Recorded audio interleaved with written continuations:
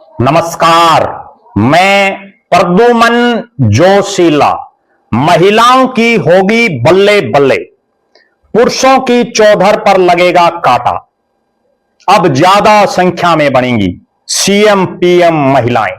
जी हां, कुछ ही घंटे की बात और कुछ घंटे बाद हिंदुस्तान की सबसे बड़ी पंचायत संसद में, जो संसद का विशेष सत्र होगा, जो 16 से और 18 तारीख तक बुलाया गया है, जिसमें एक ऐसा विधेयक पेश किया जाएगा जो कानूनन रूप अख्तियार कर लेगा। और उसके बाद देश भर में राजनीतिक तौर पर महिलाओं को आज तक के इतिहास की सबसे बड़ी ताकत मिलेगी। ताकत, पहली बार 33% आरक्षण देश की लोकसभा, राज्यसभा, संसद और विधानसभाओं में। और 33% आरक्षण का मतलब हर 3 में से 1 एमपी या एमएलए महिला होगी। पुरुषों की चौधर पर कांटा लगेगा। क्यों? क्योंकि आज हम सब देख रहे हैं कि महिलाएं कितनी चुनी जाती हैं और पुरुष कितने चुने जाते हैं। पुरुषों की चौधर कम होगी। आने वाला जो चुनाव है,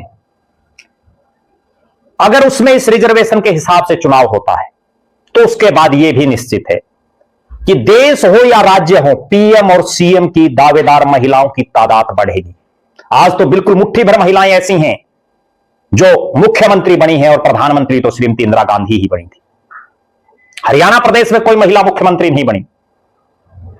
विधायक भी बिल्कुल चुनिंदा हैं, उंगलियों पर गिन लो इतनी विधायक महिलाएं बढ़ती हैं। सांसद भी कुमारी शैलजा, रेखा शर्मा राज्यसभा से। लेकिन जब यह आरक्षण बिल लागू हो जाएगा, उसके बाद हरियाणा ही नहीं, देश भर की राजनीति में महिलाओं की चौधर बढ़ जाएगी। और चौधर इतनी बढ़ जाएगी कि बहुत से राज्यों में महिलाएं मुख्यमंत्री भी बन सकती हैं। बहुत से राज्यों में महिलाएं बड़े से बड़े राजनीतिक पदों को हासिल कर पाएंगी। क्यों? क्योंकि तब उनकी तादाद 1/3 हो जाएगी। और 1/3 महिलाओं की तादाद अपने आप में बहुत कुछ कर सकते हैं। इतनी ताकत उनमें आ जाएगी।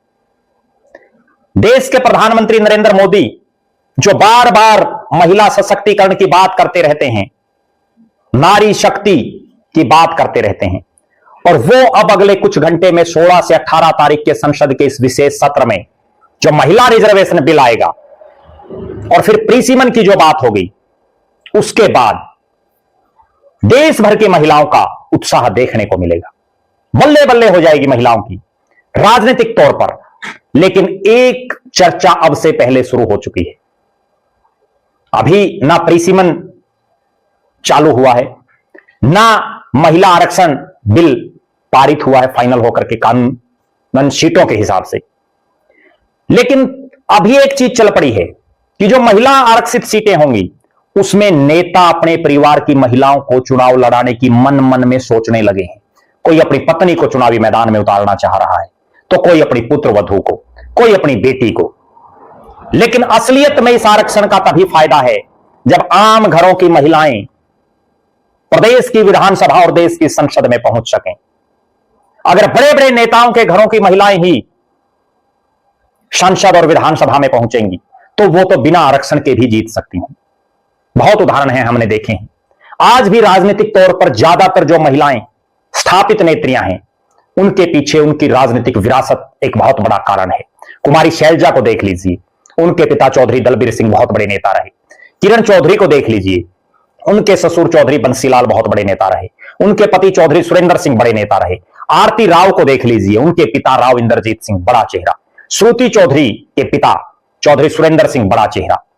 और भी बहुत से उदाहरण हैं, चाहे वो नैना सिंह चौटाला को हम देख लें या सुनैना चौटाला को।